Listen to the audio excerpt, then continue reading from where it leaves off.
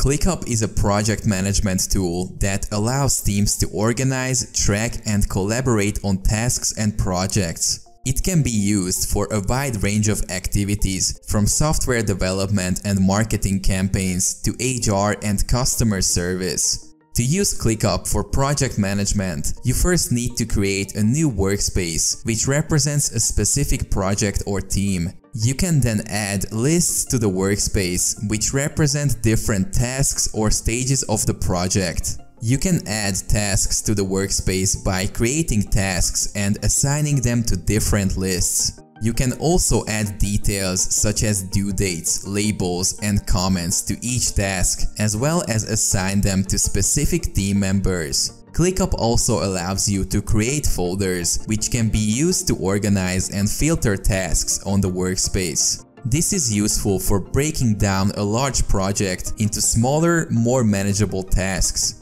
Clickup has a variety of tools for collaboration and communication, such as the ability to mention team members and comments and attach files to tasks. It also has a built-in calendar view, which allows you to see all the tasks and their due dates in one place. Additionally, Clickup offers a Gantt chart view, which allows you to visualize your project timeline and dependencies.